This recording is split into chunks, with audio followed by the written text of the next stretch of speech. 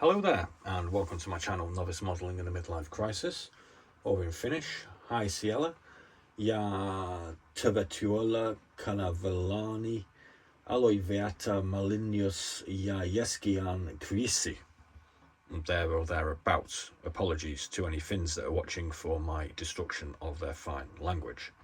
So as you can see, we have our KOVOZAVODOY PROSTEJOV Curtis Hawk H-75A Hawk in front of us, which we started on or around the sort of 23rd, 24th of October, and it has taken me roughly 2 months to produce this masterwork.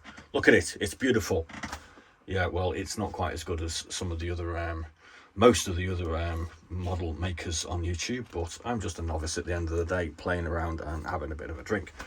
So we're going to run through the actual kit and my experience with it. We're also going to chip in with a little bit of Finnish Aces of World War II, where we're going to learn about a pilot that flew this particular aircraft, who was a Finnish Ace, whose name was KARHILLA. Excuse the pronunciation again. And we're going to go through the paints and stuff as well. So here we go. As per the previous Finnish kits that we have recently completed, being our Fokker D21 by PM model and our rather ancient Fiat G50 by Airfix, which are videos that are already up that you can go and peruse if you do so wish. We actually painted this in olive green XF58, which was the recommended transference to a Tamiya colour. It's come out quite a bit darker than what we see on the box art, but that generally seems to be the way. The undersurfaces on this one were done in Humbrol Acrylic 65 Matte, which is aircraft blue. The yellow parts were done in XF3 flat yellow. The interior of the cockpit was done in Sky XF21. We have a pilot in this whose flesh was XF15. I normally do, for some reason, the leather parts in the linoleum deck brown XF79, just because it's open. Any exposed flat aluminium parts were done in XF16. Our tyres were done in XF85 rubber black. Any black parts were done in XF1 flat black. And any guns and nods and sods were done in gunmetal X10. The primer that we used was Rattle Can Army Painter Matte White. Obviously, I felt that would be easier because I was doing yellow stripes. And this one has an all-over Vallejo acrylic satin varnish. So I applied satin first, stuck the decals on, and then did a satin over finish, because basically I was just experimenting and I wanted to see the difference between matte and gloss and matte. And I gotta be honest with you, I kind of like this satin on satin finish. It looks not shiny, it's not dull, it just looks kind of good, I think. So there we go. We are going to pick it up now and have a quick look and expose all my inadequacies as a novice modeler. So I struggle, I must admit, with cockpit canopies. This has gone on quite thick. I haven't been able to quite get it right as yet, though we are working on this. The actual airbrush finish on this I'm pretty damn happy with, to be honest with you. I don't think I've overpainted it, which is something that I have had a tendency to do in the past. On the undersurfaces, maybe around here where I think I had a bit of touching up to do by hand, it is a little bit thick. The yellow striping I'm quite happy with. I think that's come out pretty well. We managed to get a pitot tube on as well, which is kind of a first, although we did actually have to re-drill the hole for this because it was totally clogged. And we do have our double quadruple machine guns on, and our little yellow tip on our propeller.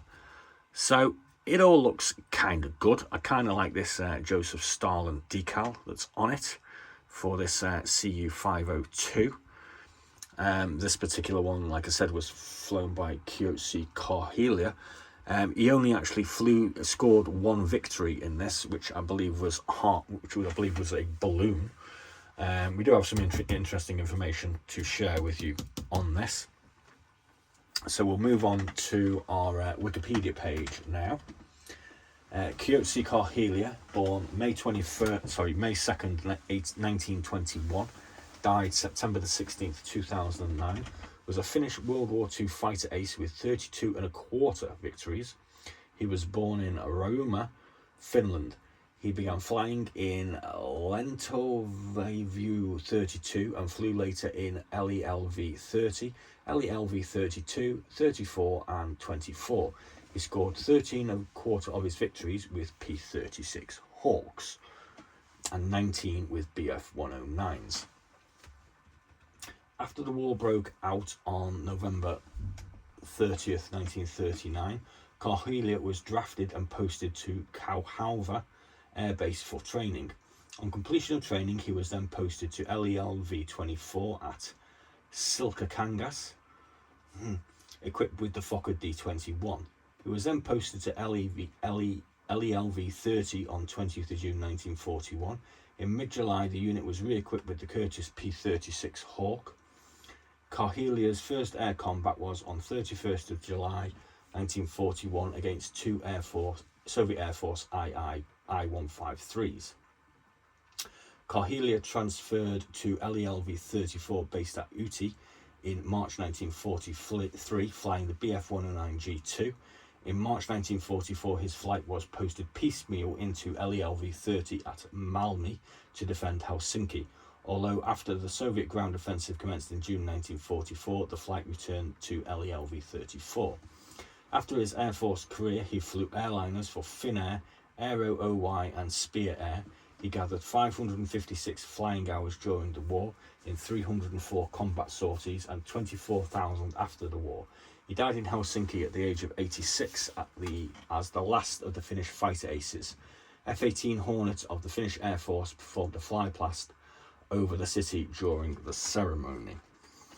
So we're going to move on to Finnish Aces of World War II by Osprey now, and we're going to read their information on this pilot. KYOSTI KARHILLA was born on 2nd of May 1921 in Rauma in southwestern Finland. In 1939 he volunteered for military service and was accepted into the ISK, where he became a fighter pilot. On 18th of March 1941, 2nd Lieutenant KARHILLA was assigned to 1st LLV 32, flying firstly D-21s and then Curtiss Hawks from mid-July onwards.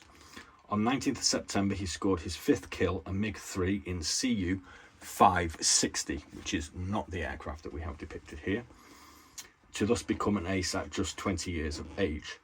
KYOSTI KARHILLA kept on claiming victories until 20th of April 1943, when he was posted to LELV 34, equipped with Bf-109Gs, following his promotion to First Lieutenant. His tally then stood at 13, all scored in Hawks.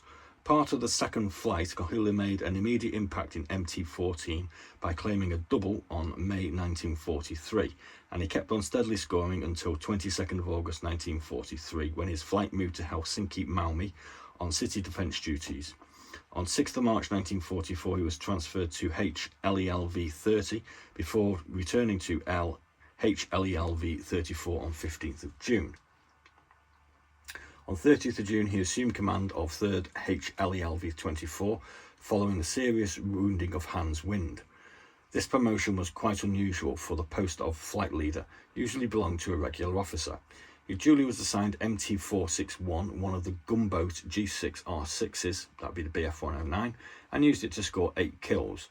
On 21st July, KARHILLA was promoted to command 2nd HLELV 30, but by that late stage in the war, the action was all but over. He had flown through some 304 sorties and claimed 32 victories.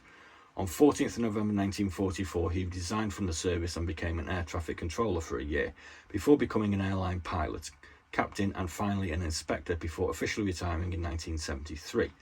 Thereafter he flew charter airliners and business jets until 1985, when he finally retired for good. KARHILLA is still alive and well at the time of writing. Well, we know that he died in 2009, so obviously the book is a little bit out of date. We have a picture of him here in, I think that's a 109, 2nd July 1944, and interestingly this book does actually have a picture of a 109 that he flew, which is that one, MT461 White 8. So there we go. There's a little bit of interesting history on Mr. KARHILLA.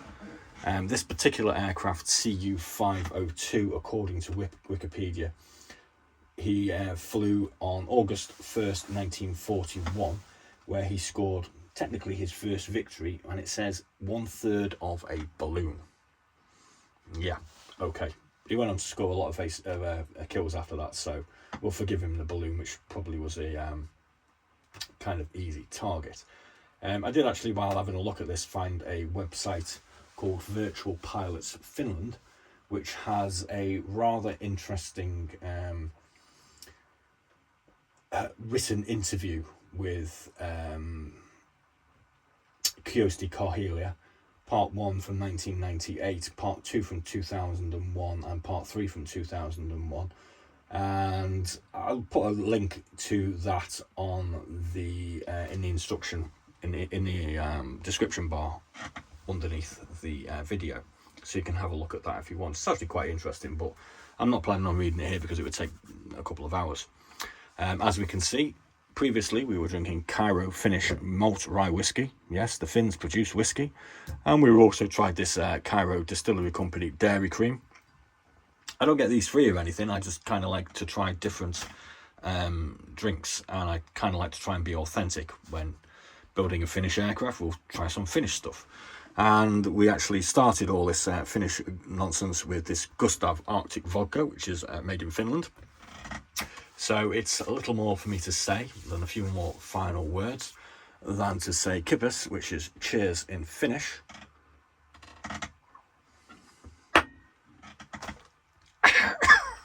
That's not bad.